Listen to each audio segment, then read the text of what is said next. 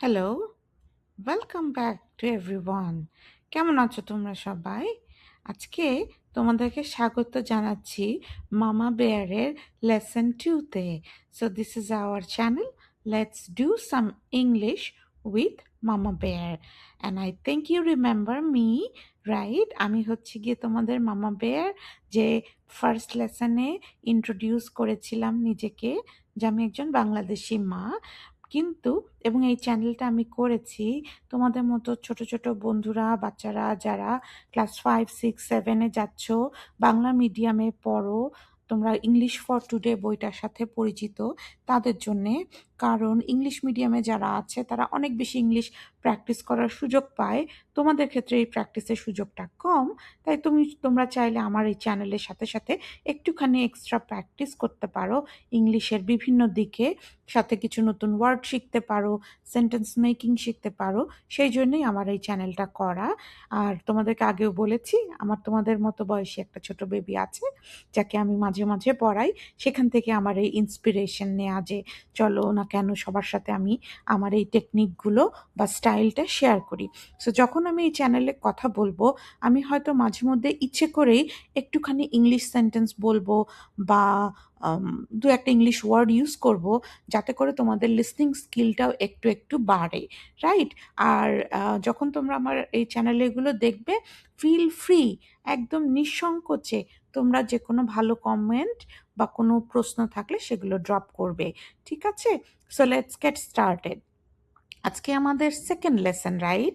আর first লেসনে আমরা যা করছিলাম, লাইক সিঙ্গুলার আর প্লুরাল নিয়ে কথা বলছিলাম, অর্থাৎ এক বচন, একজন ব্যক্তি, একজন বস্তু বা একটি বস্তু, একটি ঘটনা, এরকম বিষয়গুলোকে কিভাবে উপস্থাপন করতে হয়। অন্যদিকে প্লুরাল ফর্ম, অর্থাৎ একাধিক ব্যক্তি, একাধিক বস্তু বা একাধিক বিষয়কে যখন আমরা উপস্থাপন করব, তখন সেই নাউনের চেহারাগুলো কেমন হবে, ওই টপিকটা নিয়ে আমরা কথা বলছিলাম। এবং সেই কথা বলার জন্য আমরা একটা স্টোরি চুজ করেছিলাম, যেটা ক্লাস 6-এর ইংলিশ ফর টুডে বইয়ের প্রথম লেসন 1। এখানে আমি লেসন 2 লিখেছি কারণ এটা হচ্ছে আমাদের এই চ্যানেলের সেকেন্ড লেসন, বাট স্টোরিটা স্টিল রিমেইনস দ্য সেম। ওই যে তরুণের গল্প, যে নতুন একটা শহরে গিয়েছে তার বাবা মার সাথে, সেখানে আজকে প্রথমবারের মতো সে স্কুলে গেল, তার টিচার তাকে একটা ফর্ম দিলেন এবং সে সেই ফর্মটা ফিল আপ করলো। তারপর আমরা কি দেখতে পাই? সেই ফর্মটা দেখতে পাই। সেই ফর্মের কয়েকটা সেন্টেন্স আমরা এখানে দেখেছি। আমরা মূলত এই যে 11 ইয়ার্স ওল্ড, এগুলা, আইজ, এখান থেকে আমরা মূলত প্লুরাল ফর্মের একটা চেহারার সাথে পরিচিত হয়েছি। এবং লাস্ট আমরা শেষ করেছিলাম এই 4 ফিট এই অংশটা দিয়ে, যেহেতু 4 ইঞ্চি, 4 যেহেতু একাধিক বা প্লুরাল, কাজেই ফুট না হয়ে ওয়ার্ডটা হবে ফিট, এইখানটাতে শেষ করেছিলাম। আজকে তারপর থেকে আমরা একটুখানি শুরু করব, right? So let's get started again. আমরা সবগুলো এখানকার সেন্টেন্স নিয়ে এই মুহূর্তে কথা বলবো না। আমাদের টার্গেট বা ফোকাস হচ্ছে সিঙ্গুলার টু প্লুরাল এই ফর্মগুলোর মধ্যে ডিফারেন্সেস বা পার্থক্যগুলো কি সেটা দেখা। ওকে, তাহলে আমরা আমাদের যে সেন্টেন্সটা পিক করেছি সেখানে যাচ্ছি। আই অ্যাম 4 ফিট 3 ইঞ্চেস টল। আমি 4 ফিট 3 ইঞ্চি লম্বা। আবারও বলছি, আমরা যখন বাংলায় কথা বলি, আমরা কিন্তু সাধারণত এই সংখ্যার ক্ষেত্রে প্লুরাল ফর্মটা ব্যবহার করি না, যে আমাকে 100 টাকা দাও, আমি 4 ইঞ্চি লম্বা বা আমি 5 ইঞ্চি লম্বা। আমি ইঞ্চিকে ইঞ্চি বলি, ইঞ্চি 5 হোক আর 1000 হোক, we keep it simple, straight. But ইংরেজিতে ওরা সিঙ্গুলার আর প্লুরালটাকে আরেকটু সতর্কভাবে ব্যবহার করে ওদের ভাষায়। সো এখানে তোমরা ক্লিয়ারলি বুঝতে পারছো যারা প্রথম লেসনটা ফলো করেছিলে, যে 3 ইঞ্চেস 3 ইঞ্চি, যেহেতু 3 সংখ্যাটা একের থেকে বড় বা বেশি, সে কারণে ইঞ্চ মূল শব্দ না হয়ে এখানে ব্যবহার করা হয়েছে ইঞ্চেস, রাইট? সো মূল শব্দ যেটা পরিমাপের একক, ইঞ্চ, INCH, ইঞ্চ, সেটা না বলে আমরা বলবো ইঞ্চেস, যখনই আমরা এটার প্লুরাল ফর্ম ইউজ করতে হবে আমাদেরকে আর কি, রাইট? সো আরেকবার দেখি, এখানে দেখো তাহলে যে ওয়ার্ডটা ইঞ্চ, যেমন একটা ওয়ার্ড যেটা শেষ হচ্ছে CH, আবার দেখো বানানটা INCH, রাইট? CH দিয়ে শেষ হচ্ছে। আমাদের উচ্চারণ করতে একটুখানি জোর দিতে হচ্ছে শেষের দিকে, হ্যাঁ? টাকা মতো করে বলতে হচ্ছে। তো এইরকম ওয়ার্ড যেগুলো থাকবে, ইঞ্চ, ব্রাঞ্চ, পিচ, লঞ্চ, দেখেছো? এই প্রত্যেকটা ওয়ার্ডের সিঙ্গুলার ওয়ার্ড পাশাপাশি আমি তার এই টেবলে প্লুরাল ফর্মটা দেখাচ্ছি। দেখো এখানে CH দিয়ে শেষ হচ্ছে প্রত্যেকটা শব্দ। ব্রাঞ্চ, CH, প্লুরাল ফর্মে হয়ে যাচ্ছে ব্রাঞ্চেস, BRANCH, তারপর আমরা যোগ করছি ES। সো লাস্ট লেসনে আমরা দেখেছিলাম যে রেগুলার ফর্মটা ছিল যে ওয়ার্ডের শেষে এস যোগ করে দিলে হয়, অথবা কিছু ইররেগুলার ওয়ার্ড ছিল, যেমন চাইল্ড থাকলে চিলড্রেন, পিপল থাকলে পার্সন, থাকলে পিপল, এরকম হবে। বাট আজকে আমরা আরেকটা রুল দেখছি যে যদি কিছু ওয়ার্ড এরকম CH দিয়ে শেষ হয়, নাউন ওয়ার্ড, হ্যাঁ, সেটার প্লুরাল করতে গেলে আমরা এস না দিয়ে ES দেব। সো এটা আমাদের একটা রুল আর কি, হ্যাঁ। পিচ, পিচেস, পিচ ফলের কথা বলা হচ্ছে। লাঞ্চ, তোমরা দুপুরে যে খাবারটা খাও, লাঞ্চেস, রাইট? আচ্ছা, শুধু কি CH দিলে এই ES এর নিয়মটা, নাকি আরো কিছু আছে? চলো সেরকম কয়েকটা এক্সাম্পল দেখি। এখানে যেমন দেখো আবার খুব কমন কিছু ওয়ার্ড আমরা দিয়েছি, যেমন ডিশ, থালা বাসন, রাইট? থালা একটা, যখন একাধিক থালা বাসন হবে dishes, right? I am cleaning the dishes, আমি ডিশগুলোকে ধুচ্ছি বা পরিষ্কার করছি। ব্রাশ, হ্যাঁ, ব্রাশেস, ব্রাশ মানে তো বোঝোই যে পরিষ্কার করার জন্য আমরা যেটা করি, যে জিনিসটা ব্যবহার করি আর কি, দাঁতের ব্রাশ থাকে, ঝাড়ু দেওয়ার ব্রাশ থাকে। তো যখন একাধিক ব্রাশ নিয়ে আমরা কথা বলবো, আমরা বলবো ব্রাশেস। ফ্ল্যাশ, আলোর ঝলকানি, অথবা ক্যামেরার ভেতরে যে জিনিসটা থাকে যেটা দিয়ে আলো ফেলা হয় ছবি তোলার সময়, সেই ফ্ল্যাশ, সিঙ্গুলার ফর্ম। প্লুরাল ফর্মে সেটা হয়ে যাবে ফ্ল্যাশেস। সো এইখানের এক্সাম্পলের ওয়ার্ডগুলো দেখো, প্রত্যেকটা SH দিয়ে শেষ হচ্ছে সিঙ্গুলার ফর্মে। সো কাজেই তাদের প্লুরাল করতে গেলে আমাদেরকে তার সাথে ES যোগ করতে হবে। Dish, dishes, brush, brushes, flash, flashes. Okay, তাহলে আমরা দেখলাম CH দিয়ে শেষ হলে ES, আবার আমরা দেখলাম SH দিয়ে ওয়ার্ডটা শেষ হলেও ES। আর কি আছে? আরও একটা ফর্ম বা আরও দু একটা ফর্ম আছে, যেমন যদি একটা ওয়ার্ড সিঙ্গুলার ফর্মে শুধু এস অথবা ডাবল এস দিয়ে শেষ হয়, যেমন বাস, তোমরা সবাই বাসে চড়ো, আমরা বাস দেখি, সেই বাস যদি সিঙ্গুলার ফর্ম থেকে BUS, প্লুরাল ফর্মে হয়ে যাচ্ছে BUSES, buses. Glass, glasses, right? Glass মানে কাঁচ হতে পারে, গ্লাস মানে আমাদের পানি খাবার যে গ্লাসটা, পাত্রটা আমরা ব্যবহার করি, আমরা ওটাকে গ্লাস বলি অনেক সময়। তারপর আছে আমাদের ড্রেস, আমাদের পছন্দের জিনিস, right? Dresses, right? So S বা ইএস দিয়ে শেষ হলেও আমরা ওটাকে প্লুরাল করার সময় ES যোগ করব।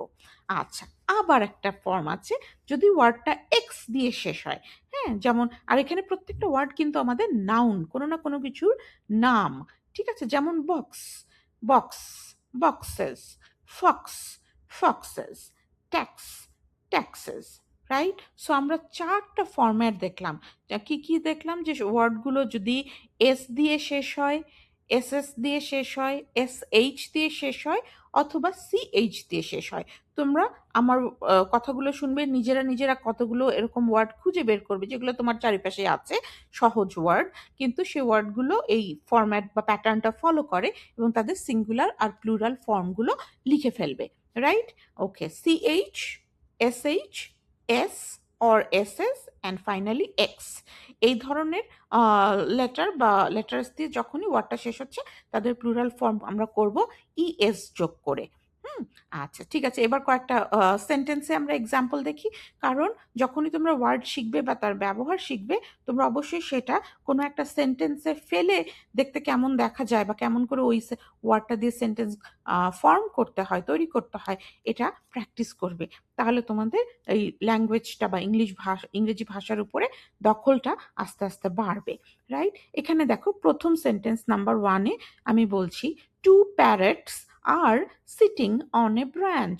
তো দুটা টিয়া পাখি, এখানে দেখো আমি কিন্তু একটা প্লুরাল এক্সাম্পল পেয়ে গেলাম। টিয়া পাখি হচ্ছে দুজন, সো এখানে প্যারটস, রাইট?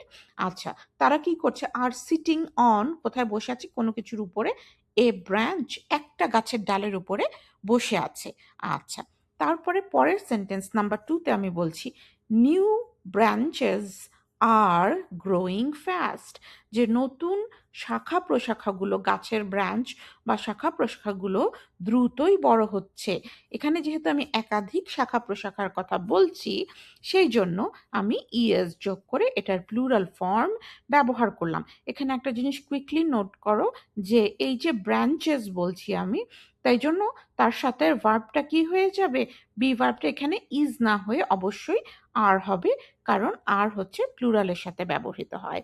যদি বলতাম যে আ নিউ ব্রাঞ্চ বা দিস নিউ ব্রাঞ্চ, তখন আমরা বলতাম ইজ গ্রোয়িং ফাস্ট, যে এই নতুন ডালটি দ্রুত বড় হচ্ছে। কিন্তু এখানে আমি সেটা না বলে বলেছি নিউ ব্রাঞ্চেস, নতুন শাখাগুলি আর গ্রোয়িং ফাস্ট। সো আমরা যখন সেন্টেন্স তৈরি করব, তখন আমরা না শুধু সিঙ্গুলার প্লুরাল ফর্মে দেখে খেয়াল রাখবো, আমরা অবশ্যই ভার্বটাকেও অ্যাপ্রোপ্রিয়েটলি অর্থাৎ সঠিকভাবে ব্যবহার করব। আচ্ছা, আরো দু একটা এক্সাম্পল আমরা দেখি। দেখো, এখানে প্রথম সেন্টেন্সটাতে আমি বলছি পে ইওর ট্যাক্স, আর আমি ইচ্ছা করে সেন্টেন্সগুলোকে সংক্ষিপ্ত রেখেছি যাতে আমাদের ফোকাসটা কখনো সরে না যায়। তো আমাদের আজকের ফোকাস তো অবশ্যই সিঙ্গুলার প্লুরালের ফর্মগুলোকে চেনা বা প্র্যাকটিস করা। সো পে ইওর ট্যাক্স মানে এখানে যেন আমরা একটা আমাদের একটা ডিউটি বা দায়িত্বের কথা মনে করিয়ে দিচ্ছি, যে আমাদের আয়কর দেওয়া উচিত, বা দাও, তোমাদের আয়কর দাও।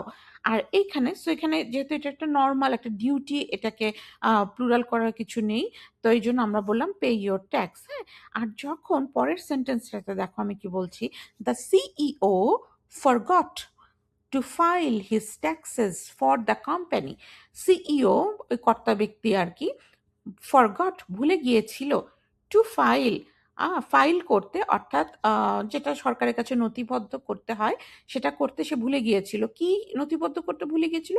হিজ ট্যাক্সেস, তার কোম্পানি, ট্যাক্সেস বলতে তার কোম্পানি সংক্রান্ত যে কাগজপত্র, যে ট্যাক্স সংক্রান্ত যে কাগজপত্র, সেগুলো সরকারের কাছে সে জমা দিতে বা সময় মতো রেকর্ড জমা দিতে সে ভুলে গিয়েছিল ফর দ্য কোম্পানি, রাইট? তো এই কোম্পানির সিইও তার কোম্পানি সংক্রান্ত যে ফাইলের কাগজপত্র, ট্যাক্স সংক্রান্ত কাগজপত্র, সেটা সে ফাইল করতে সরকারের কাছে জমা দিতে ভুলে গিয়েছিল।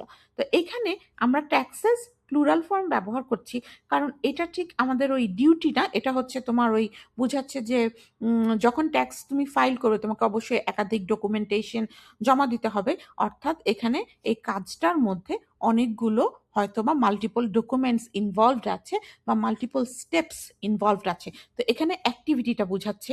সো অ্যাক্টিভিটিতে একাধিক কর্মকাণ্ড ইনভলভ থাকার কারণে আমরা এটাকে ট্যাক্সেস বলছি নাম্বার টুতে।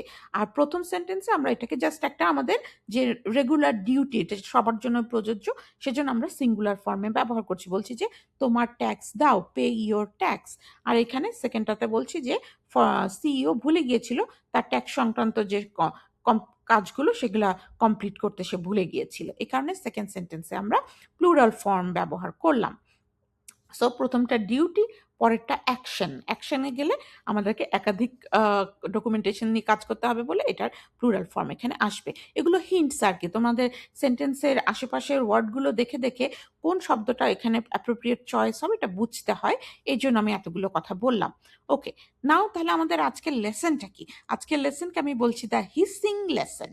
হিসিং মানে যেন হিস হিস শব্দ, বা হয় না যে তোমার বিড়ালটাকে যখন একটু খোঁচা দেবে ও রেগে গিয়ে একটা জোরে একটা শিস আওয়াজ করবে, সেরকম দেখো আমাদের প্রতিটা ওয়ার্ড, আমরা যে ওয়ার্ডগুলো নিয়ে এখানে কাজ করলাম, bus, dress, branch, lunch, box, right, একটুখানি যেন শেষে গিয়ে জোর দিতে হচ্ছে। হ্যাঁ, এই ওয়ার্ডগুলোকে এই জন্য আমরা বলছি যে এই ওয়ার্ডগুলোর ভেতরে কোথাও যেন হিস হিসানি ভাবটা লুকিয়ে আছে। এরকম যখন থাকবে তখন আমরা জানবো যে ওই শব্দগুলোর প্লুরাল ফর্মে অফকোর্স আমাদেরকে ইএস দিয়ে প্লুরাল ফর্মটা তৈরি করতে হবে। Okay, I think we are good. এখন তোমাদের জন্য অফকোর্স কিছু কাজ দিয়ে দিচ্ছি, যাতে করে তোমরা শুধু আমার কথাই শুনবে না, নিজেরাও আবার ব্রেইনস্টর্ম করবে এবং এই কাজগুলো কমপ্লিট করবে। আমি সেন্টেন্সগুলো মানে জোরে জোরে পড়ে দিচ্ছি যাতে করে বুঝতে সুবিধা হয়। প্রথম সেন্টেন্সটা আমি চুজ করেছি এরকম, my school has several dash across the country. এই সহ আমার দেশের চারিদিকে, আমার দেশের ভেতরে বিভিন্ন জায়গায়, রাইট, সেভারাল বলছি আমি, আর অ্যাক্রস দিয়ে আমি বুঝিয়ে দিচ্ছি আমার কান্ট্রি ওয়াইড, আমার পুরো দেশের মধ্যে বিভিন্ন জায়গায় এই আমার স্কুলের কি আছে, হ্যাজ মানে কিছু একটা আছে, কি আছে, এখানে আমি ক্লু ওয়ার্ড তোমাদেরকে দিয়ে দিচ্ছি, ব্রাঞ্চ বা ব্রাঞ্চেস। এখানে ব্রাঞ্চ বলতে স্কুলের শাখা বোঝাচ্ছে। তো তোমরা এটা ডিসাইড করবে যে আমার স্কুলের আমি বোঝাতে চাচ্ছি একাধিক শাখা আছে সারা দেশ জুড়ে, রাইট? তাহলে কি একাধিক যখনই বলছি তাহলে তোমরা জানো যে কোনটা রাইট ফর্ম হবে, এখানে ব্রাঞ্চ হবে অথবা ব্রাঞ্চেস হবে। সো ইটস অন ইউ, তোমরা সঠিকটা পিক করবে। সেকেন্ড সেন্টেন্সে আমরা বলছি who brought this dash of chocolates.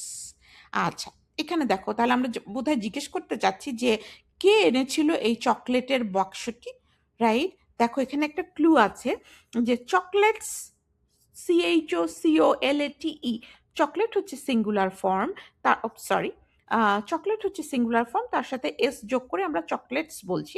মানে আমরা বোঝাতে চাচ্ছি যে এক বাক্স চকলেট কেউ এনেছে, রাইট? তো তার মধ্যে হয়তো একাধিক চকলেট আছে, সো চকলেটস শব্দটা প্লুরাল। কিন্তু তার সামনে আমি একটা, এখানে দেখো তোমাদের এই যে দিস আছে, রাইট?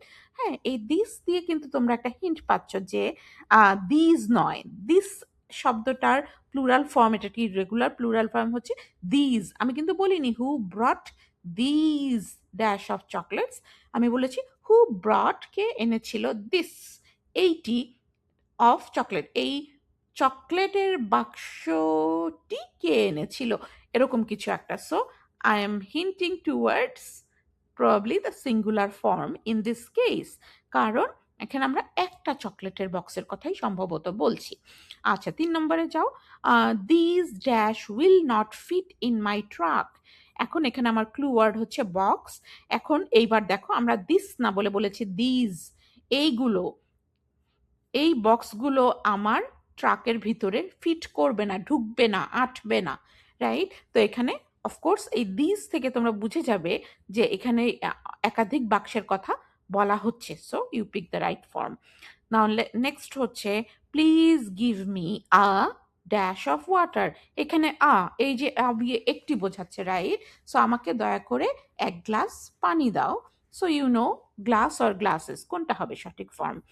ফিফথ সেন্টেন্সে আমরা বলছি I was struck by the sudden dash of light. Struck হওয়া মানে আহত হওয়া বা একদম চমকে যাওয়া, রাইট? সো আমি হতবিহ্বল বা চমকে গিয়েছিলাম হঠাৎ করে আসা আলোর ঝলকানিতে। হ্যাঁ, এখন এখানে দেখো I was struck by the sudden. এখন এখানে আমরা চাইলে ফ্ল্যাশ অফ লাইটও বলতে পারি, ফ্ল্যাশেস অফ লাইটও বলতে পারি। হুম, আমার মতে এখানে দুটোই হতে পারে, ফ্ল্যাশ অফ লাইটও হতে পারে, ফ্ল্যাশেস অফ লাইটও হতে পারে, বাট ফ্ল্যাশ বলাটা মোর প্রবাবলি ন্যাচারাল হবে, যে একটা আলোর ঝলকানি ওইভাবে গোনা তো আর যায় না, একটা আলোর ঝলকানি যেন এসে পড়লো আর আমি সেটাতে আমি একদম মানে চমকিত হয়ে গিয়েছিলাম, এরকম আর কি, স্ট্রাক শব্দটা দিয়ে বলছি। আচ্ছা, তারপরে সিক্স একটা এক্সাম্পল দিচ্ছি, দ্য ক্যামেরা হ্যাজ মেনি। এইবার দেখো ফ্ল্যাশ অর ফ্ল্যাশেস, এখানে ক্যামেরার ভিতরে যে ওই যে আলো ফেলার মতো যে উপকরণটি থাকে, যেটা দিয়ে ছবি তোলার সময় ক্যামেরার থেকে আলো যায়, সেটা বলছি। এখন যেহেতু এখানে মেনি দিয়েছি, I hope the clue is clear, যেখানে ফ্ল্যাশ বসবে কি ফ্ল্যাশেস বসবে। So you fill in the gaps and practise more. আর নিজেরা কিছু হিসিং ওয়ার্ড বের করো যেগুলোর প্লুরাল ফর্মে ইএস দিতে হয়, এগুলো প্র্যাকটিস করো, কিছু সেন্টেন্স লেখো। আবার দেখা হবে নেক্সট কোনো একটা ভিডিওতে। ওকে, টেক কেয়ার।